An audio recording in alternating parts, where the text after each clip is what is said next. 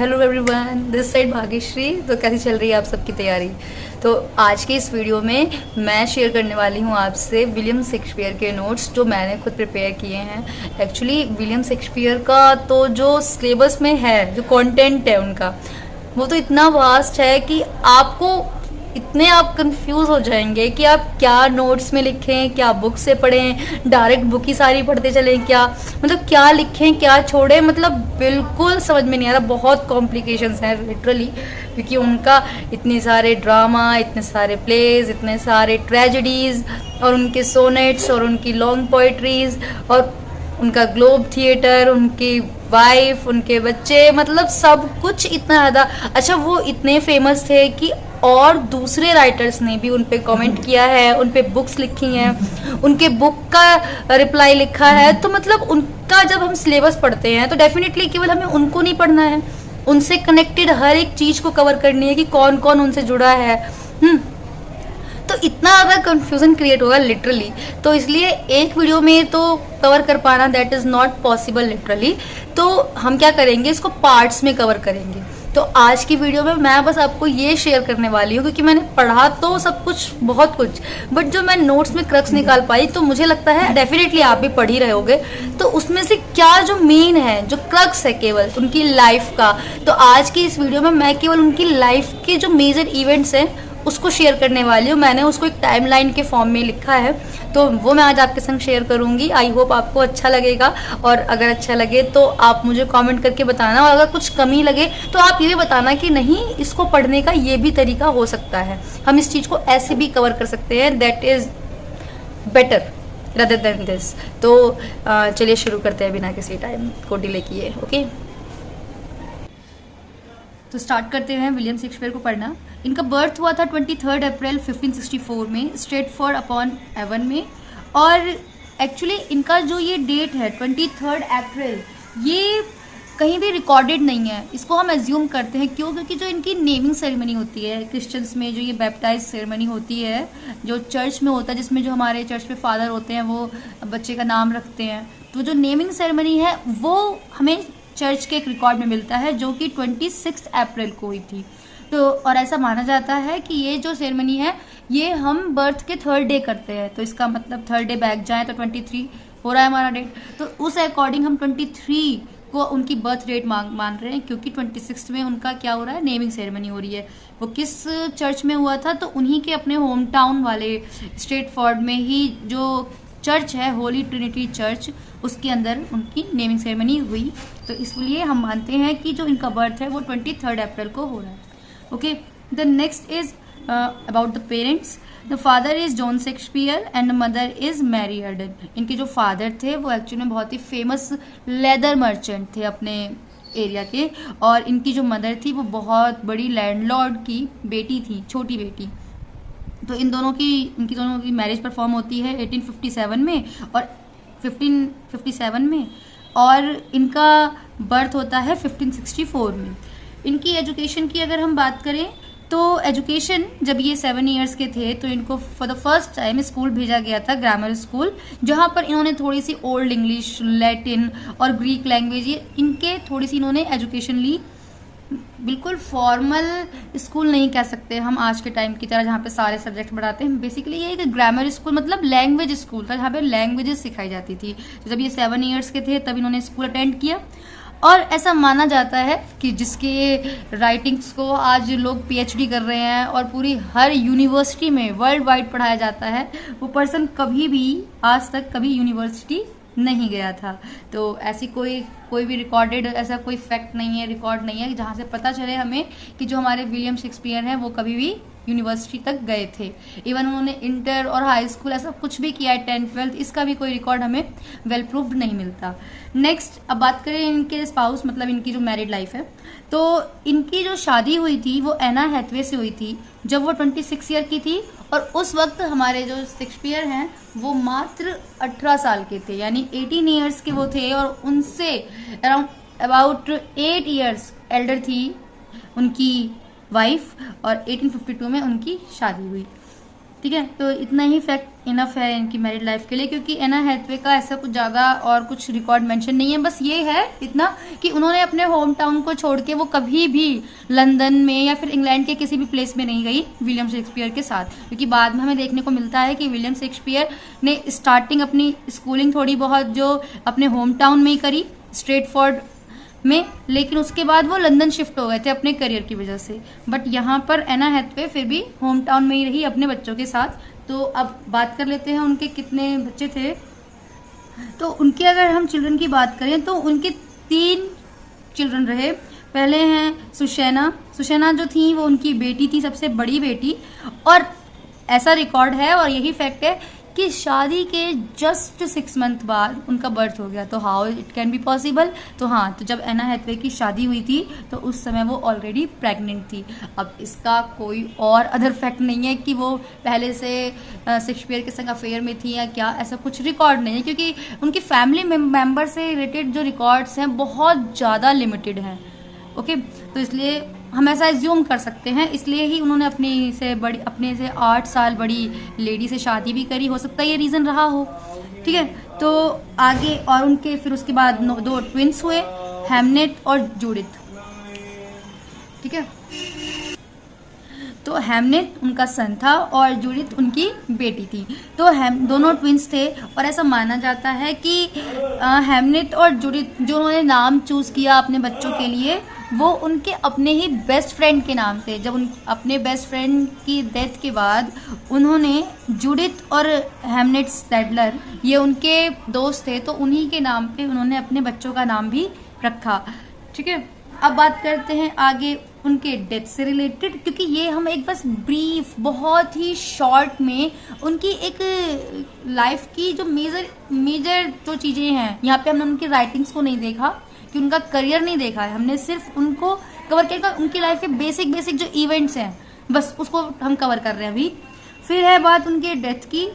तो डेथ में अब ये बहुत ही अमेजिंग है कि उनका बर्थ 23 अप्रैल और उनकी डेथ 23 अप्रैल और उनकी death 23 April, both are on the same day, है ना। 1666 में इनकी डेथ होती है, मात्र 52 इयर्स की एज में, और अपने सेम होम टाउन में। ऐसा कहते हैं कि 1663 तक ये लंदन में रहे थे, लेकिन जो इनके लास्ट के 3 इयर्स थे वो उन्होंने वापस आकर अपने होम टाउन में ही बिताए थे। ठीक, और इनको जो बरीड किया गया था, क्योंकि क्रिश्चियंस में हम जानते हैं कि डेड बॉडी को बरी किया जाता है, तो बरीड हुआ था सेम उसी चर्च में जहाँ पर इनकी नेमिंग सेरेमनी हुई थी, होली ट्रिनिटी चर्च में, just next to his wife, जहाँ पर इनकी वाइफ की डेड बॉडी को बरी किया गया था, जस्ट उसके साइड में ही इनको भी बरी किया गया। नाम था उनकी वाइफ का एना हैथवे। तो ये थी उनकी लाइफ की जर्नी। अब आपको लग रहा होगा ना कि मैम इसमें से तो क्वेश्चन आएंगे ही नहीं, मतलब इसमें से तो कोई क्वेश्चन बन नहीं सकता, इतना बेसिक का क्या। तो मैंने इसीलिए यहाँ पे हाईलाइट कर दिया है कि उनके नेम और बर्थ प्लेस के और बर्थ डेट से रिगार्डिंग 3 टाइम्स अभी तक ये क्वेश्चन आ चुके हैं हमारे टीजीटी और पीजीटी के लेवल पे। ओके, फिर बारी आती है कि उनके पेरेंट्स के रिगार्डिंग क्वेश्चन कभी आया है क्या? तो यस, डेफिनेटली आया है। टीजीटी 2004 में ये क्वेश्चन आया था regarding his mother's name. Okay, now the next, अब उनकी स्कूलिंग के रिगार्डिंग कि कहाँ से उन्होंने ग्रीक और लैटिन लैंग्वेज सीखा था और कब। तो इसमें भी टीजीटी 2009 में ये क्वेश्चन आया है।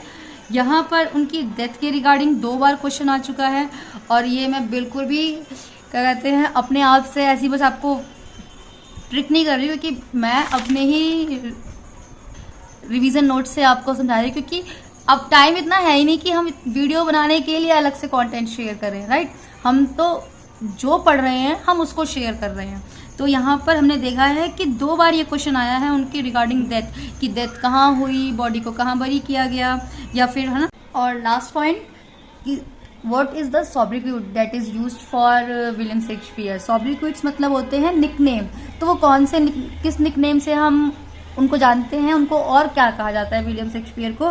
तो that is bard of Avon. Bard of Avon means, Avon it's a name of place and bard means the greatest poet. उनको सबसे बड़ा इंग्लिश लिटरेचर का सबसे महान हम उन्हें ड्रामेटिस्ट, प्ले राइट और पोएट हम कह सकते हैं, इसलिए उनको बोला गया है अबार्ड। और देखिए ये क्वेश्चन भी अगेन हमने देखा 2004 में टीजीटी के क्वेश्चन में आया था, राइट। और अगर बात की जाए कि उनका ऑक्यूपेशन, उनका मेन करियर क्या है, तो डेफिनेटली जिसलिए हम उनको जानते हैं, he is an English Elizabethan poet, Elizabethan age के थे, और एक्टर, रेनेसा प्ले राइट, ठीक है। तो वो एक्टर भी थे, प्ले राइट भी करते थे और ड्रामेटिस्ट भी थे, पोएट भी थे, इवन वो एक बिजनेसमैन भी बन गए थे, क्योंकि बाद में उन्होंने अपना ग्लोब थिएटर ओपन किया था। तो ग्लोब थिएटर ओपन करने के बाद उसमें भी उन्होंने अपना बिजनेस स्टार्ट कर दिया। So he was an one man army जिसमें सारी क्वालिटीज थी, राइट। तो आगे चलते हैं नेक्स्ट टॉपिक पर। तो आइए जल्दी से एक वन व्यू में उनकी लाइफ की पूरी जर्नी को देखते हैं कि पूरी लाइफ में उनकी लाइफ में कौन कौन से मेजर इवेंट्स हुए। तो ये उनकी टाइमलाइन मैंने बनाई है। तो उनका जो बर्थ हुआ था 1564 में, तो उस टाइम पे जो वहाँ की क्वीन थी वो थी एलिजाबेथ, इसीलिए उस एज को एलिजाबेथन एज कहा जाता है। बट इन 1603 यानी 1603 में जब उनकी डेथ हुई, तो उसके बाद वहाँ के जो किंग बने वो थे किंग जेम्स वन। तो उन्हीं के जेम्स के नाम से ही जकोबियन एज हमारा स्टार्ट हुआ इंग्लिश लिटरेचर का, और फिर उनकी डेथ हो जाती है विलियम शेक्सपियर की 1660 में। इसका मतलब कि उन्होंने दो रूलर्स को, दो क्वीन और किंग को अपने लाइफ टाइम में उन्होंने देखा और उनके एजेस में उन्होंने लिखा। तो अगर कोई पूछता है हमसे बेसिकली कि वो कौन से एज के राइटर थे, तो जो उनका मेजर टाइम पीरियड है वो एलिजाबेथन एज में गया है। उनको बहुत ज़्यादा सपोर्ट मिला था। एलिजाबेथन जो थी, हमारी जो एलिजाबेथ क्वीन थी, वो प्रोटेस्टेंट थी, तो वो इन सब चीज़ों को बहुत सपोर्ट करती थी। रेदर देन आपने देखा होगा ना, जो उनकी सिस्टर थी ब्लडी मैरी, जानते हो क्या अपना, क्वीन मैरी, तो वो इन सब चीज़ों के अगेंस्ट थी। उस टाइम पे कोई भी कल्चरल वर्क नहीं होता था, कोई भी ऐसा आर्टिस्टिक वर्क नहीं होता था, लेकिन क्वीन एलिजाबेथ को ये चीज़ें बहुत अच्छी लगती थी और इसलिए ये इन सब चीज़ों को सपोर्ट बहुत करती थी, ठीक है। तो उनका जो मेजर टाइम पीरियड है वो एलिजाबेथन एज का है, लेकिन उन्होंने अपने लाइफ के जो लास्ट पार्ट है वो उन्होंने जकोबियन एज में भी निकाला है, तो इसलिए वो दोनों ही एज के राइटर माने जाते हैं। तो स्टार्ट करते हैं उनकी टाइमलाइन को।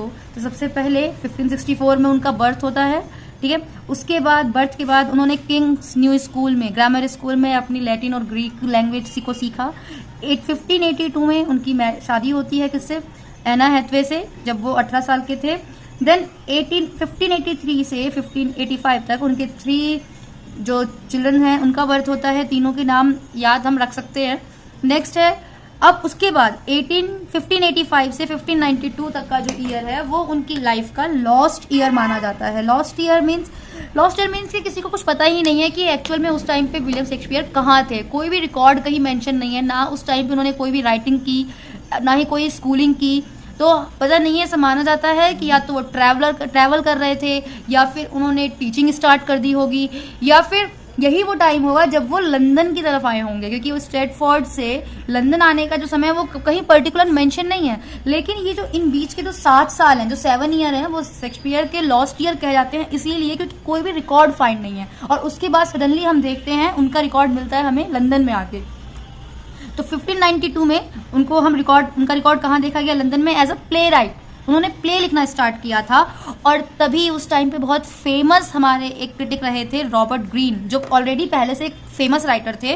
उन्होंने उन पे सटायर किया था, ऐसा कह के अ अपस्टार्ट क्रो, है ना, मतलब एक नया कॉम्पिटिटर आया है इस फील्ड में। लंदन में ऑलरेडी पहले से ही रॉबर्ट ग्रीन थे और उनको लगा कि अब कोई एक नया कॉम्पिटिटर आया है, तो एक सटायर, एक व्यंग कसा उन्होंने कि it's a upstart crow, right. तो ये भी कोटेशन एग्जाम में है। इवन अगर आप नेट का एग्जाम देखें ना, अगर आप नेट के लिए पढ़ रहे हैं तो वहां पर भी ये क्वेश्चन आपको सिलेबस में पढ़ाया ही जाएगा डेफिनेटली, कि who comment on William Shakespeare that he is a upstart crow, that is Robert Greene, right. Then next is 1593 में जब उन्होंने काम प्ले राइट स्टार्ट किया, तो उस टाइम पे डेफिनेटली प्ले लिख रहे हैं तो प्ले को कहीं तो परफॉर्म होना है, बट प्लेग आ गया था इंग्लैंड में, और जिसकी वजह से सारे थिएटर क्लोज हो गए थे। सेम एज इट इज, जैसे कोविड आ गया था तो सारी पब्लिक प्लेसेस पे सब कुछ जगह बंद हो गया था, सब कुछ सेम एज इट इज, वहाँ पे प्लेग आ गया तो थिएटर बंद हो गए, क्लोज हो गए। तब उन्होंने अपनी पोइट्री लिखना स्टार्ट किया। फिर उनका ध्यान, क्योंकि भाई सिंपल सी बात है, प्ले लिखने का फायदा नहीं जब प्ले परफॉर्म नहीं होगा, तो उन्होंने अपनी पोइट्री स्टार्ट करी कब, 1953 में। तो ये क्वेश्चन बन सकता है कि प्ले कब आया था इंग्लैंड में, तो दैट इज द टाइम 1593। और तब उन्होंने अपनी जो लॉन्ग पोएम है, हालांकि जो हमारे विलियम शेक्सपियर है वो सोनेट के लिए ज़्यादा फेमस हैं, लॉन्ग पोएम का शायद नाम जल्दी किसी को याद नहीं रहता। सोनेट वर्ड आते ही माइंड में विलियम शेक्सपियर का नाम अपने आप आ जाता है इंग्लिश लिटरेचर के स्टूडेंट्स का। तो यहाँ पर उन्होंने अपनी एक लॉन्ग पोएम पब्लिश की थी, वीनस एंड एडोनिस। उसके बाद 1594 में उन्होंने वहीं के एक एक्टिंग कंपनी के फाउंडिंग मेंबर बन गए, मतलब उसमें पार्टनरशिप में उस कंपनी से जुड़े, जिसका नाम था लॉर्ड चैम्बरलेन मैन। ठीक है, अभी हमारा कौन सा एज चल रहा है उनकी लाइफ का, एलिजाबेथन एज चल रहा है, तो यहाँ पे नाम था लॉर्ड चैम्बरलेन मैन। ठीक है, ये नाम आगे बदलेगा, अभी आप ध्यान से देखेंगे। देन 1595 से लेकर 1599 तक उन्होंने बहुत सारे फिर फेमस प्ले लिखे, और तभी उन्होंने जब बहुत ज़्यादा वो फेमस हो गए तो उन्होंने अपना ग्लोब थिएटर बनाया। अभी तक तो वो क्या कर रहे थे, प्ले राइट कर रहे थे, ड्रामा लिख रहे थे, और वो दूसरे थिएटर्स में परफॉर्म होता था। फिर होता है ना, जब हमारा काम चलने लगता है तो हम और ज़्यादा अपने बिजनेस को शुरू बढ़ाते हैं, हम सोचते हैं हम ये भी कवर कर ले, हम यहाँ भी कवर कर ले, यहाँ भी कंट्रोल कर ले, ऐसा ही रहा होगा माइंड उनका भी। तो उन्होंने अपने ग्लोब थिएटर की स्टार्टिंग करी इन 1599। ये क्वेश्चन इंपॉर्टेंट है क्योंकि ग्लोब थिएटर विलियम शेक्सपियर का था, तो ये क्वेश्चन आ सकता है। नेट में तो जल्दी नहीं आता, लेकिन पीजीटी में चांसेस ज़्यादा इसलिए क्योंकि पीजीटी में सिलेबस बहुत कम है राइटर्स के लिए, नेट में तो बहुत ही वास्ट है, तो हम इतने डेप्थ क्वेश्चन को नहीं मान सकते, लेकिन यहाँ पर तो हमें हर एक फैक्ट पे ध्यान देना है। तो Globe theatre built by William Shakespeare in 1599। Then 1903 में एलिजाबेथ की डेथ होती है, मैंने आपको बताया था एलिजाबेथ की डेथ होती है 1903 में, and the next king become the James one, right. तो जेम्स वन हमारे किंग बन जाते हैं, और जैसे ही जेम्स वन किंग बनते हैं तो वो जो कंपनी थी लॉर्ड चैम्बरलेन मैन्स की, उसका नाम चेंज हो जाता है और वो बन जाती है द किंग्स मैन। क्यों, मैंने आपको पहले बताया कि ये जो कंपनी थी, इस कंपनी को सपोर्ट था वहाँ के जो भी रूलर हैं, तो उस टाइम पे क्वीन एलिजाबेथ थी, तो इसलिए उनको इसका सपोर्ट था। लेकिन जब जेम्स बने तो फिर उनकी वजह से, उनके इन्फ्लुएंस से आके इस कंपनी का नाम उन्हें चेंज करना पड़ा, तो ये बन गया था द किंग्स मैन। ठीक है, तो both are the same acting company, लेकिन नाम चेंज हो गया just because of ages, rulers. ठीक है, तो उसकी वजह से ध्यान रखिएगा एग्जाम में अगर कभी ये क्वेश्चन आता है तो। Next is 1909। 1909 में उन्होंने अपनी जो 154 सोनेट्स हैं, तो वो उन्होंने अपनी पब्लिश करी थी। सोनेट्स का वर्ड सुनते ही हमारे माइंड में विलियम शेक्सपियर ही आते हैं। अच्छा, और ऐसा माना जाता है कि उन्होंने जो ये सोनेट्स थी वो सारी लिख ली थी 1600 से पहले, बट उन्होंने पब्लिश बहुत बाद में करी। नेक्स्ट है 1613 में। 1613 में जो क्या हुआ, जो उनका अपना ग्लोब थिएटर था, वो किसी वजह से जब परफॉर्मेंस चल रही थी कौन से प्ले की, हेनरी फोर्थ, जो कि हिस्ट्री प्ले है, हेनरी एट की परफॉर्मेंस जब चल रही थी, उसी टाइम पे उस ग्लोब में बहुत ज़्यादा आग लग गई, बहुत बुरी तरीके से, और लगभग पूरा जो ग्लोब थिएटर था वो जल गया। ठीक है, तो ये बहुत ही मेजर इवेंट था उनकी लाइफ का, जिससे उन्हें बहुत हर्ट हुए थे वो इस चीज़ से।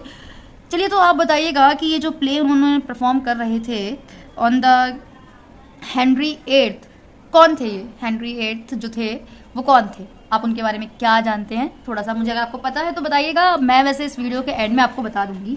1616 में फिर फाइनली उनकी डेथ हो गई, क्योंकि ऐसा कहा जाता है कि जब ग्लोब थिएटर में आग लगी तो वैसे भी वो अपने करियर का लास्ट टाइम ही इंजॉय कर रहे थे, शायद वो लास्ट सीन ही चल रहा था।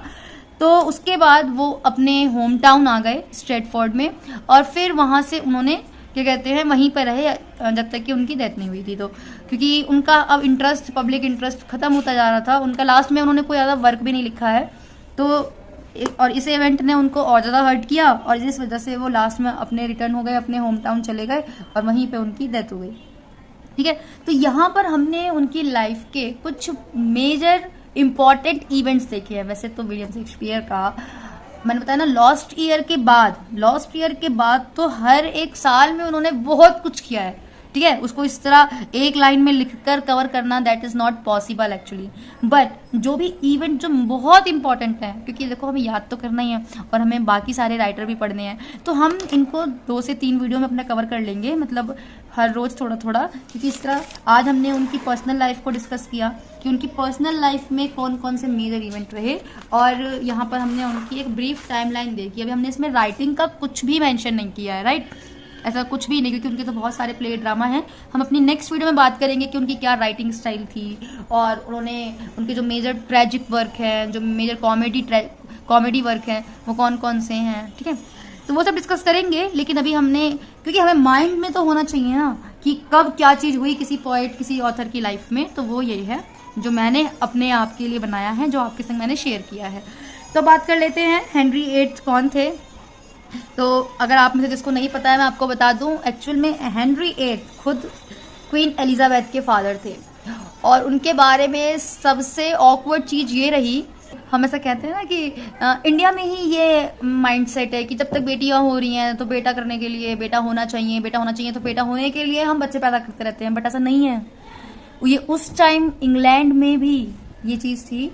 इंग्लैंड के जो किंग थे, किंग हेनरी VIII, उनकी अपनी 6 पत्नियां थी, और उन्होंने एक के बाद एक शादी इसीलिए करी क्योंकि उनको अपना वारिस बेटा चाहिए था। वो नहीं चाहते थे कि वो अपना सारा जो साम्राज्य है सब कुछ वो किसी अपनी फीमेल यानी अपनी डॉटर्स को दें, तो इसलिए वो चाहते थे कि उनका अपना एक बेटा हो जिसको वो अपना जो नेक्स्ट किंग बने हमारी कंट्री का।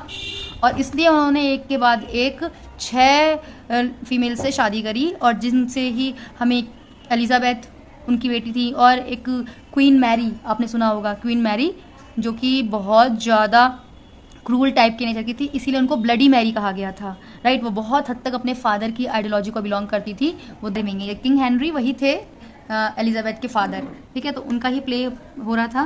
तो बस ये था आज की वीडियो में। आज हमने बस डिस्कस किया है थोड़ा सा पर्सनल लाइफ उनका, विलियम शेक्सपियर का। नेक्स्ट वीडियो में हम जल्दी मिलते हैं with their working style. I hope आपको थोड़ा समझ में आया होगा। अगर आपको ये नोट्स चाहिए तो मैं ये भी PDF के फॉर्म में लिंक में लगा दूंगी, अगर आप कमेंट करेंगे, आपको अगर रिक्वायरमेंट होगी तो। अदरवाइज आई होप कि आप लोग भी बहुत अच्छा पढ़ रहे होंगे। अच्छा, तो आई होप कि आपको थोड़ा मेरा पढ़ने का पैटर्न सही लगा होगा कि किस तरह से हमने उनकी लाइफ जर्नी को एक टाइमलाइन के थ्रू नोट डाउन कर लिया, सो दैट कि हमको जल्दी से रिवाइज हो जाए कि उनके लाइफ के कौन से मेजर इवेंट है। और इसकी नेक्स्ट वीडियो में हम बात करेंगे कि उनके राइटिंग स्टाइल्स क्या थे, और उनका जो वर्क्स था, उनके कितने वर्क्स किस स्टाइल में हैं, तो वर्क के ऊपर उनकी वीडियो बनाएंगे, क्योंकि बेसिकली वर्क हमारे लिए ज़्यादा इंपॉर्टेंट है। इसलिए एक शॉर्ट वीडियो रही इनके पर्सनल, क्योंकि ये भी इंपॉर्टेंट है, क्योंकि मैंने उसमें मेंशन किया है कि कहाँ से क्वेश्चन आए हैं लिटरली, ठीक है। तो आई होप जल्दी मिलते हैं, टाइम वेस्ट नहीं करते ज़्यादा, वीडियो देख के बना के, और शुरू करते हैं अपना नेक्स्ट काम। Bye bye, thank you. But हाँ, अगर आपके पास भी कोई आइडिया हो तो ज़रूर शेयर करा लीजिए। बाय।